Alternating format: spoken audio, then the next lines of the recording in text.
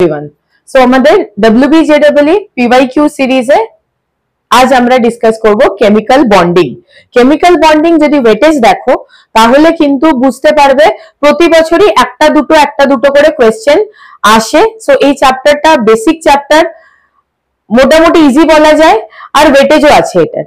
আর সবথেকে বড় কথা যে মেন কোশ্চেন গুলো আসে সেটা কিন্তু hybridization, shape, VSEPR theory related বা মলিকুলার অরবিটাল থিওরি থেকে মেইনলি কোশ্চেন গুলো আসে। তো চলো আমরা দেখে নিই কিরকম কোশ্চেন 2016 থেকে 24 এর মধ্যে এসছে, তাহলে তোমাদেরও একটা আইডিয়া হয়ে যাবে। তো ফার্স্ট কোশ্চেন দেখো, which of the following contains maximum number of lone pairs on central atom? ঠিক আছে, তো সব থেকে আগে আমরা যেটা করব সেটা হচ্ছে সেন্ট্রাল অ্যাটম গুলোকে আইডেন্টিফাই করে নেব। Chlorine, xenon, sulphur. আর এটাকে এরকম ভাবে লিখলে চলবে না, এখানে কাহিনীটা কি হবে, I2 মাইনাস, তাহলে একটা আই হয়ে যাবে কি না সেন্ট্রাল অ্যাটম। বুঝতে পারলে? কারণ আই তো তিনটে অ্যাটম আছে, তো কাকে সেন্ট্রাল নেবে? একটা আই কে সেন্ট্রাল নেবে আর দুটোকে বন্ডেড নেবে, এভাবে দেখবো। তো আমরা একটা ছোট ট্রিক শিখে নিই কিভাবে আমরা ডিরেক্টলি করতে পারবো। ঠিক আছে, প্রথমে আমরা কি দেখবো না, valence electron of central atom. Valence electron of central atom, আমি শর্টে লিখলাম, তুমি পুরো কথাটা লিখে নাও। Valence electron of central atom. তো ক্লোরিন কোন গ্রুপে আছে বলো? 17। তো 17 গ্রুপ মানে ক্লোরিনের ভ্যালেন্স ইলেকট্রন কত হবে? 7। জেনন নোবেল গ্যাস, পিরিয়ডিক টেবিলে গ্রুপ 18 এ আছে, তাহলে এর ভ্যালেন্স ইলেকট্রন কত হবে? 8। সালফার 16 এ আছে, তো ভ্যালেন্স ইলেকট্রন কত হবে? 6। আয়োডিন হ্যালোজেন সিরিজ 17 এ আছে, তো 17 মানে ভ্যালেন্স ইলেকট্রন কত হবে? 7। হয়ে গেল। এবার আমরা নেক্সট কি লিখবো পয়েন্টটা, না sigma bond. Number of sigma bond কি করে কাউন্ট হবে? যতগুলো বন্ডেড অ্যাটম সেন্ট্রাল অ্যাটমের সঙ্গে অ্যাটাচড ততগুলোই না কি হবে না সিগমা বন্ড। তাহলে সিগমা কটা হয়ে যাবে? 3 atom 3 sigma, 4 atom 4 sigma, 4 atom bonded 4 sigma, 2 atom bonded তো 2 সিগমা। এইবারে এখানে একটা জিনিস কিন্তু তোমাকে কেয়ারফুল হতে হবে, valence electron on central atom 7, কিন্তু এখানে কি আছে? একটা নেগেটিভ চার্জ। তো একটা নেগেটিভ চার্জের মানে কিন্তু আমাদেরকে যেটা নিতে হবে সেটা হচ্ছে কি না, একটা আমাকে +1 করে দিতে হবে। এই যে +1টা, এটা কেন করলাম না, +1টা করার কারণ কিন্তু এই নেগেটিভ চার্জটা। বুঝাতে পারলাম ব্যাপারটা? এবারে আমরা আসবো কিসে না, পাই ইলেকট্রনে। পাই কতগুলো হবে? অক্সিজেন পাই করে, ঠিক আছে। তাহলে এক্ষেত্রে আমি কি দেখে নেব যে অক্সিজেন আমার কতগুলো পাই করেছে? 3টে পাই করেছে। এবার এক্ষেত্রে একটা নেগেটিভ আছে, তাহলে আমি এখানে কি করব, একটা ইলেকট্রন যোগ করে দেবো। টোটাল কটা হলো? 8। কটা সিগমা? 3টে, আর 3টে পাই। তাহলে নন বন্ডেড ইলেকট্রন, যে ইলেকট্রন বন্ডিং এ পার্টিসিপেট করেনি, সেই নন বন্ডেড ইলেকট্রন কটা হবে? 2টো।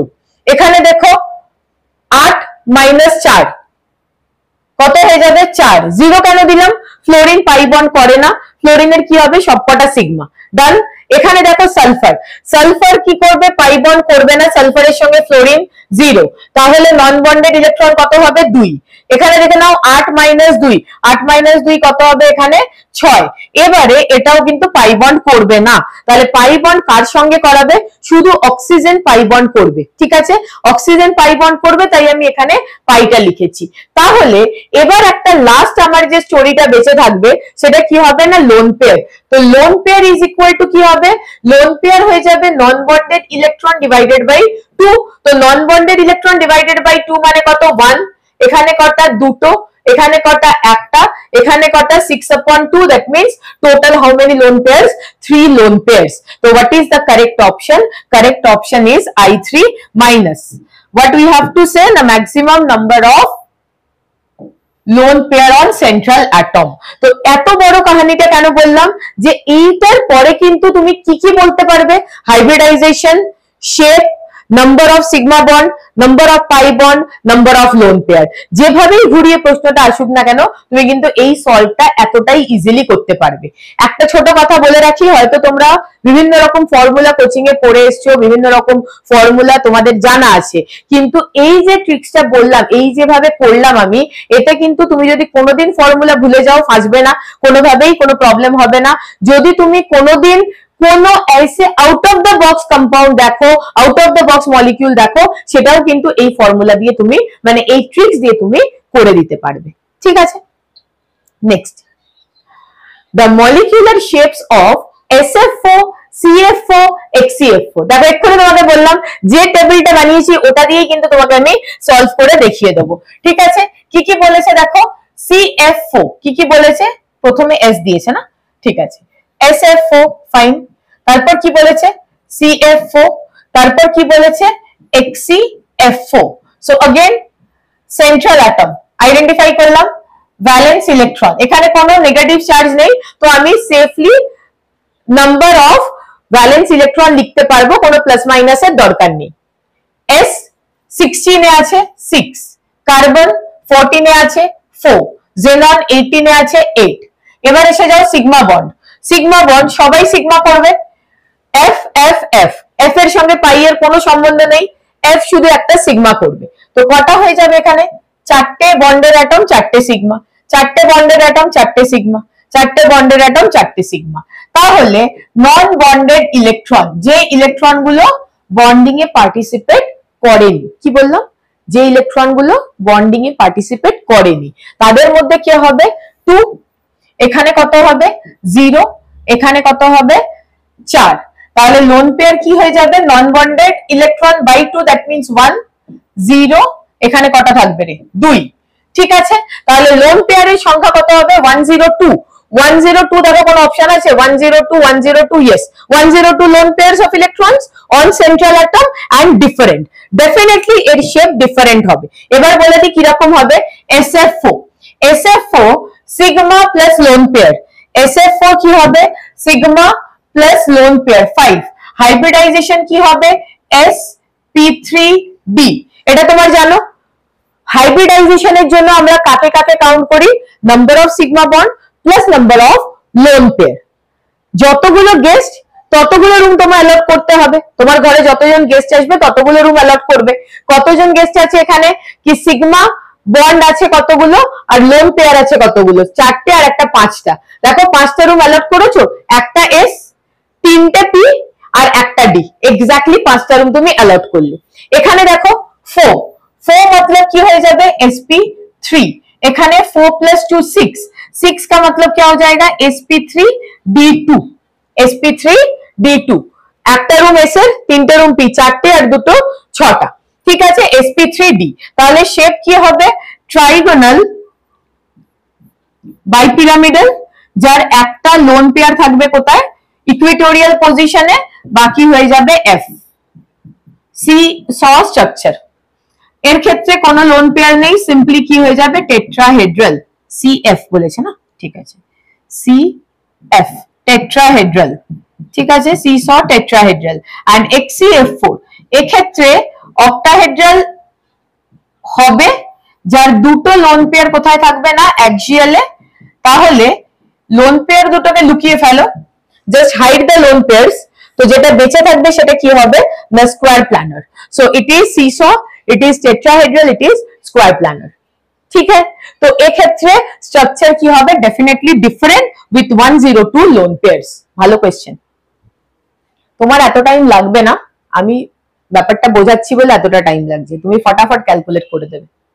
Next, the species in which nitrogen atom is in a state of sp hybridization। তো sp hybridization মানে কি হবে, সিগমা প্লাস লোন পেয়ার মিলিয়ে আমার 2 হতে হবে steric number, sigma plus lone pair 2 হলে তবেই তো হাইব্রিডাইজেশন sp হবে। তো চলো দেখা যাক, নাইট্রোজেন সবার ভ্যালেন্স ইলেকট্রন কি হবে 5 + 1, সবকটাই নাইট্রোজেন, তো 5 সবারই হবে, শুধু চার্জটা মাথায় রাখতে হবে, একটা নেগেটিভ চার্জ একটা ইলেকট্রন বেশি 6, এটার কত 5, এটার কত 5, একটা পজিটিভ, তো পজিটিভ চার্জ মানে একটা ইলেকট্রন মাইনাস করবে, তো কত হয়ে যাবে 4। নাইট্রোজেন এর ক্ষেত্রে কত হবে 5, একটা ইলেকট্রন প্লাস করবে তাহলে কত হয়ে যাবে 6।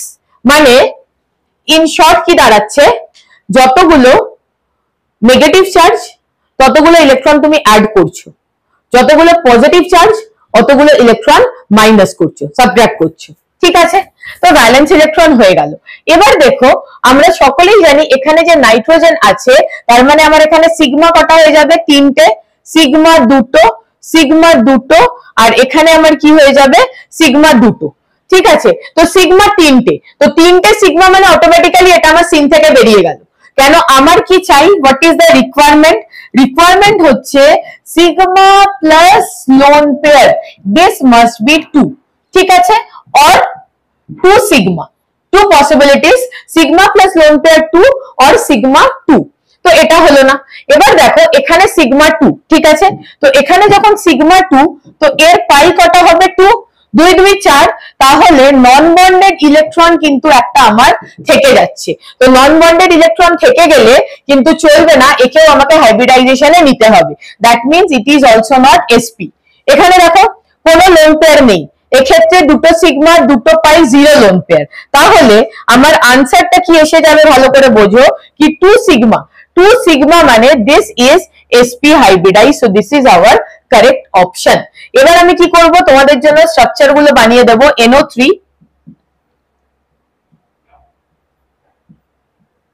মাইনাস এরকম হবে, ঠিক আছে, আর এক্ষেত্রে কি হবে একটা অড ইলেকট্রন এরকম দেখতে হবে। ঠিক আছে, n ডাবল বন্ড ও প্লাস এইটা হয়ে যাবে লিনিয়ার sp, আর NO2 minus, so NO2 minus কি হয়ে যাবে ডাবল বন্ড ও NO2, আর এখানে একটা এরকম থাকবে, ইট ইজ মাইনাস। ঠিক আছে, NO2 মাইনাস এভাবে লিখতে পারো, আর এক্ষেত্রে কি হলো এটা না লিখে বেটার আমরা এভাবে করতে পারি NO2 মাইনাস,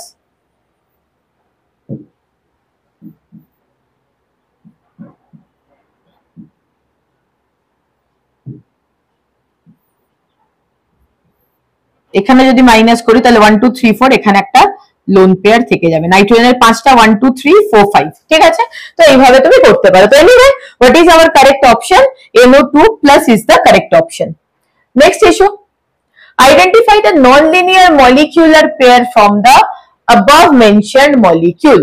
দেখো এক্ষেত্রে কিন্তু একই ব্যাপার বলছি, দেখো যতগুলো প্রশ্ন এখনো আমি করলাম এগুলো সব কিন্তু লেটেস্ট, মানে আমি 24 থেকে স্টার্ট করেছি, 24 23 22 21 এভাবে যাচ্ছি। তো ট্রেন্ডটা তোমরা কিন্তু একদম বুঝতে পারছো যে এক্ষেত্রে স্ট্রাকচার থেকে কিন্তু প্রচুর কোয়েশ্চেন আসছে। ঠিক আছে, তো স্ট্রাকচার থেকে দেখো XCF2, এবার আমি একটু ফাস্ট করছি কেন কি আশা করি তোমরা ব্যাপারটা বুঝে গেছো, কি XCF2 আমার এখানে যে ভ্যালেন্স ইলেকট্রন হবে, XC ভ্যালেন্স ইলেকট্রন,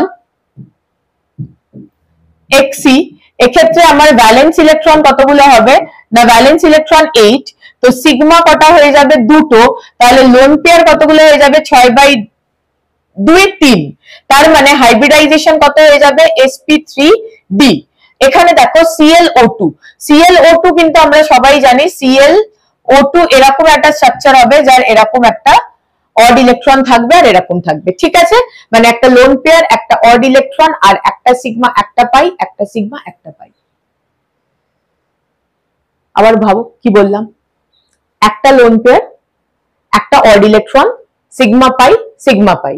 এক্ষেত্রে x এর সঙ্গে কি হবে sp3d, মানে 3 2 5, তাহলে তিনটে লোন পেয়ার। তো তিনটে লোন পেয়ারকে কোথায় রাখবে বলো, তিনটে লোন পেয়ারকে তুমি রেখে দেবে ইকুয়েটোরিয়াল পজিশনে, আর এটাকে রেখে দেবে কোথায় না অ্যাক্সিয়াল পজিশনে। তো একটা খুব ইম্পর্টেন্ট নোট আমার এখানে বলতে হবে যে দুটো স্ট্রাকচার, একটা হচ্ছে অক্টাহেড্রাল, যখন অক্টাহেড্রাল দেখবে অক্টাহেড্রালে লোন পেয়ার কোথায় যাবে, অক্টাহেড্রালে লোন পেয়ার যাবে অ্যাক্সিয়ালে। ঠিক আছে, এন্ড ইকুয়েটোরিয়ালে লোন পেয়ার কখন যাবে না, ইকুয়েটোরিয়ালে লোন পেয়ার যাবে ট্রাইগোনাল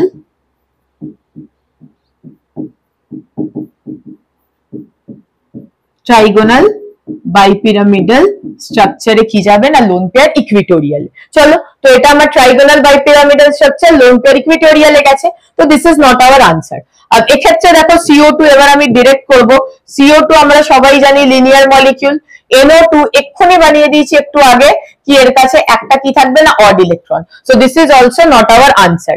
HCN এরকম sp হাইব্রিডাইজড and NO2 আবার the same story, কি একটা কি থাকবে না অড ইলেকট্রন। এবার এসে যাও, কি আমাকে কি বলছে যে identify the non linear molecular pair from the above. তো এখানে এটা লিনিয়ার, এটা লিনিয়ার, এটা লিনিয়ার, একটাও অপশন হলো না। নেক্সট এখানে এসে দেখো ClO2 একটা লোন পেয়ার, একটা অড ইলেকট্রন, 1 2 3 4 5 6 7টা, ঠিক আছে, সেন্ট্রাল অ্যাটম। এখানে NO2 কিরকম দেখতে হবে, এরকম একটা অড ইলেকট্রন, তাহলে এই দুটোই কিন্তু non linear, so the correct option is D.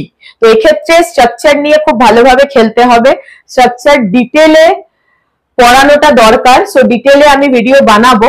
যারা এখন ক্র্যাশ কোর্সে আছো বা যারা একদমই মানে খুব ফাস্ট এখন রিভিশন করে নিতে চাইছো, এই ভিডিওগুলো কিন্তু তাদের জন্য। যারা বেসিক শিখছো তাদের জন্য ডেফিনেটলি অন্য ভিডিও আসবে। Next question, the boiling point of water is higher than HF। তো কনসেপ্ট প্রথমে আমি কি বলবো, the boiling point যেটা হয় সেটা directly proportional to molecular weight হয়, আর এক্ষেত্রে কি হয় boiling point is directly proportional to H bonding। এবার H bonding কে আমরা দুটো পার্টে ডিভাইড করতে পারি, একটা হচ্ছে number of H bond, number of H bond, and another is the strength of H bond। Okay, so এক্ষেত্রে ওয়াটারের কাছে কিন্তু নাম্বার অফ H বন্ডটা বেশি হবে। বাই নাম্বার অফ H বন্ডটা বেশি হবে বিকজ এক্ষেত্রে দেখো, এক্ষেত্রে আমাদের কাছে কি আছে না একটা লোন পেয়ার, একটা লোন পেয়ার, ঠিক আছে, দুটো হাইড্রোজেন, এন্ড HF কি রকম দেখতে, এরকম। তো HF এর নাম্বার অফ H বন্ডিং কটা হবে, একটাই হবে, এরকম ভাবে চলতে থাকবে।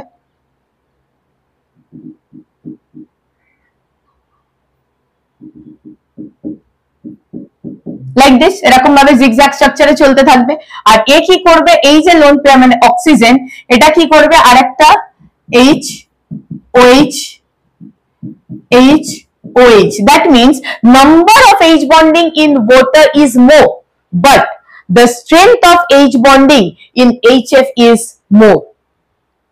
আবার রিপিট করছি, ওয়াটারের জন্য নাম্বার বেশি, HF এর জন্য স্ট্রেংথ বেশি, তার মানে এখানে কি হবে না hydrogen bonds are stronger in water, গলত। Hydrogen bonds are stronger in HF, that is true, but this is not the correct explanation of this। Hydrogen bonds are larger in number in HF, बिल्कुल नहीं, hydrogen bonds are larger in number in water, मतलब water এর boiling point টা বেশি because ওর কাছে more number of H bond আছে, strength বেশি নয় কিন্তু নাম্বারেও মেরে দেবে, ঠিক আছে। Next, the correct bond order of BF in BF3 molecule। চলো, সো BF3 মলিকিউলে কি হয় বলতো, একটা ব্যাক বন্ডিং থাকে, কি রকম ব্যাক বন্ডিং থাকে আর কেন থাকে, ফ্লোরিন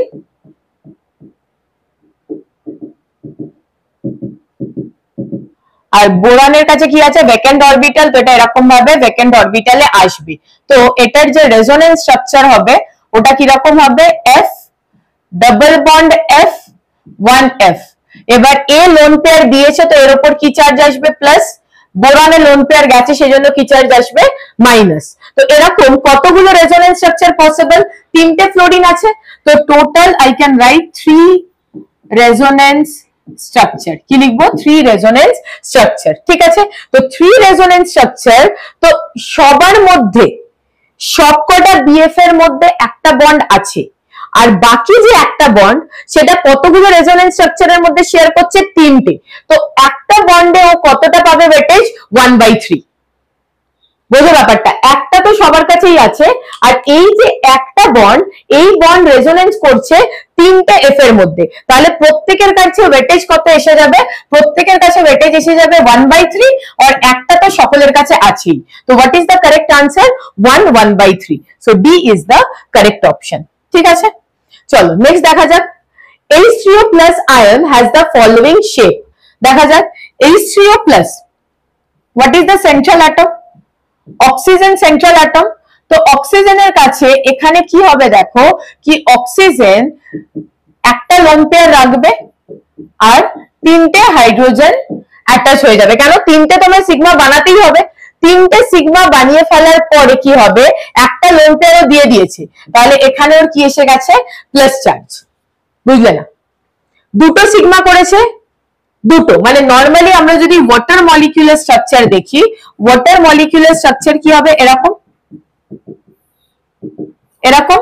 এবার একটা লোন পেয়ার ও আরেকটা H প্লাস কে দিয়ে দিয়েছে, তাহলে জিনিসটা কি হবে, H প্লাস যেটা ছিল সেই প্লাসটা অক্সিজেনে চলে আসবে আর একটা লোন পেয়ার বেঁচে যাবে। What is the hybridization? sp3।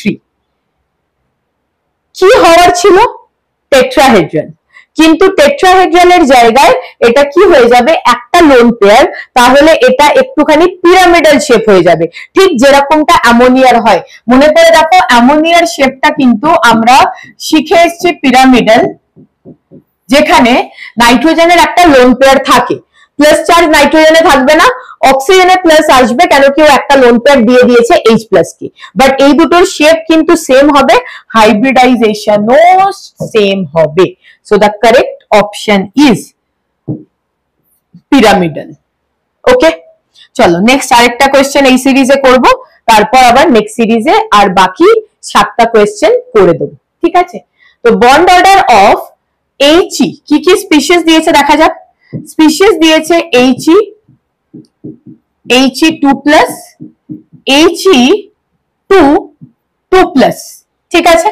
তো আমি কি করব, এখানে সব ক্ষেত্রে sigma 1s sigma star 1s এরকম করে লিখবো, sigma 1s sigma star 1s, sigma 1s sigma star 1s। এবার ইলেকট্রন ফিল করব, বলো কতগুলো হবে? হিলিয়াম, হিলিয়ামের কতগুলো ইলেকট্রন আছে? দুটো। তাহলে He2 তে কতগুলো ইলেকট্রন হয়ে যাবে? He2 তে হয়ে যাবে কতগুলো ইলেকট্রন? 4 ইলেকট্রন। এখানে একটা কম, কতগুলো হবে? 3 ইলেকট্রন। এখানে দুটো কম, কতগুলো হবে? 2 ইলেকট্রন, ঠিক আছে? তো সিগমা এক্ষেত্রে দেখো, sigma 1s2 sigma 1s star 2, তাহলে বন্ড অর্ডার কি হয়ে যাবে? What is the formula of bond order? Bond order is equal to number of electron in bonding molecular orbital minus number of electron in anti-bonding molecular orbital divided by 2. এটা আমার formula, ঠিক আছে? BMO bonding molecular orbital, ABMO anti-bonding molecular orbital, এটা হয়ে গেল আমার formula, ঠিক আছে? তাহলে এই ফর্মুলাটাকে আমি একটু সরিয়ে দিই। ওকে, এবার আমি এখানে চলে আসি লিখতে। কি করব না, বন্ড অর্ডার কত হবে, এবার আমি এখানে লিখছি বন্ড অর্ডার, এটা কত হবে? 0। এখানে কত হবে? টোটাল 3টে ইলেকট্রন, 2 1, এখানে টোটাল 2টো ইলেকট্রন, তার মানে 2, এখানে 0। এবার তুমি বন্ড অর্ডারটা দেখো কত হবে, 2 - 1/2, তার মানে কত হয়ে যাবে? 0.5। এখানে কত হয়ে যাবে? 2 - 0/2, তার মানে কত হয়ে যাবে? 1। তো এর মানে the bond order of He2 He2+ and He2 2+, so that is equal to 0 1/2 1, 0 1/2 1, so the correct option is। এবার তোমার একটা সুপার ট্রিক্স বলি, এতগুলো বেরি করবে না, এটা তো আমি তুমি থিওরি বললাম, এবার বলি এক্সামে তুমি কি করে করবে। He2 মলিকিউল এক্সিস্ট করে না, এটা আমরা জানি, বিকজ তার বন্ড অর্ডার কত? 0। এবার দেখো তো, শুরুতে কারুর কি 0 আছে? কারুর 0 নেই, একজনেরই 0 আছে। মার্কেট, আমি অথেন্টিক করার জন্য তোমাকে সলভ করলাম, তুমি এক্সামে এত টাইম ওয়েস্ট করবে না। তুমি জানো He2 does not exist due to the bond order 0, so 0 একটাই option, B is the correct option। Type of question গুলো মোটামুটি বোঝা গেল। এখনো পর্যন্ত যে কোয়েশ্চেন গুলো এসছে, VSEPR, হাইব্রিডাইজেশন, H বন্ডিং এর একটা কোয়েশ্চেন পেয়েছি, আর এটা যেটা হচ্ছে কি মলিকুলার অরবিটাল থিওরির কোয়েশ্চেন, ঠিক আছে? তো এই লেকচারটা আমি এখানে এন্ড করছি। নেক্সট পার্টে আমি আরো 8টা 9টা কোয়েশ্চেন ডিসকাস করব।